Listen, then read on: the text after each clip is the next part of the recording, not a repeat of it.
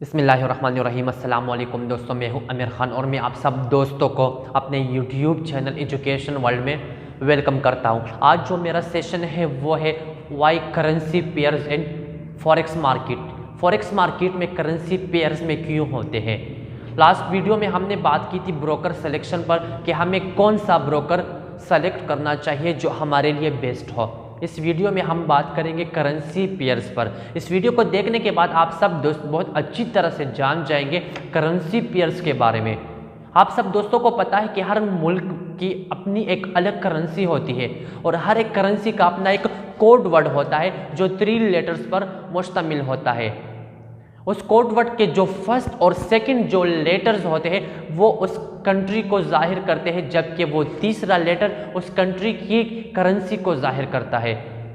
हमारी मुल्क का नेम है पाकिस्तान और हमारे मुल्क की जो करेंसी है वो रुपीज़ में होती है। हमारे करेंसी का जो कोड वर्ड है वो PKR है। इस PKR में जो फर्स्ट और सेकंड जो 2 लेटर है PK, यह हमारे कंट्री को शो करते हैं और तीसरा जो लेटर है R, ये हमारी करेंसी को जाहिर करते हैं।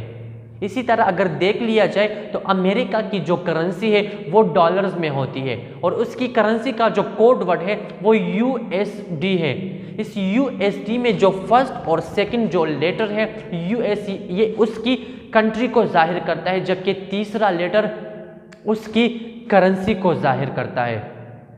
अगर देख लिया जाए जापान की जो करेंसी है वो येन में होती है और जापान की करेंसी का जो कोड वर्ड है वो JPY है। इस JPY में जो फर्स्ट और सेकंड जो J और P है ये उसकी कंट्री को, उसकी मुल्क को जाहिर करता है, जबकि Y उसकी करेंसी येन को जाहिर करता है।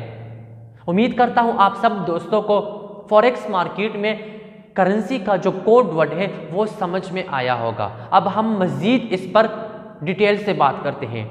जिस तरह लास्ट वीडियो में मैंने बात की थी कि अगर आप बाहर मार्केट जाते हैं और वहाँ पर आप पैसे दे देते हैं, अपनी करेंसी दे देते हैं, तो बदले में आपको कोई प्रोडक्ट या कोई स्टॉक मिल जाता है। लेकिन करेंसी मार्केट में जब आप किसी को अपनी करेंसी, अपने पैसे दे देते हो तो बदले में आपको कोई और करेंसी मिल जाती है।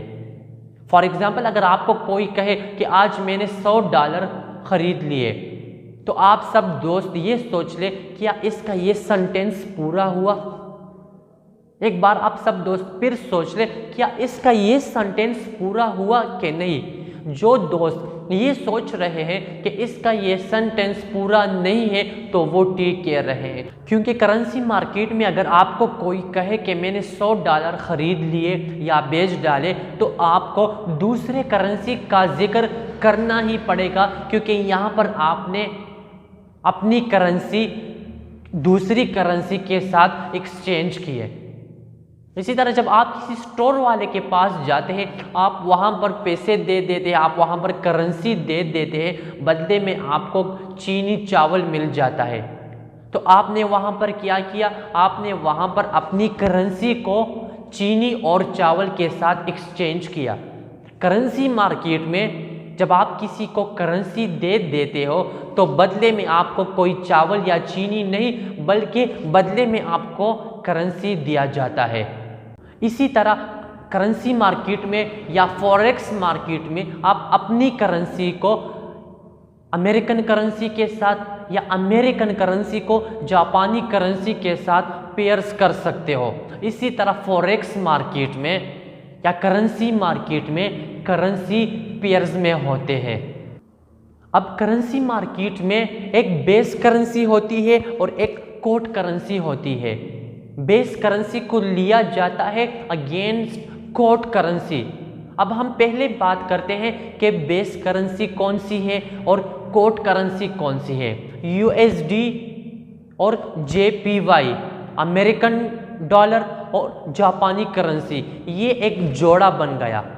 अब इसमें जो USD है ये बेस करेंसी है और ये जो JPY है ये कोड करेंसी है।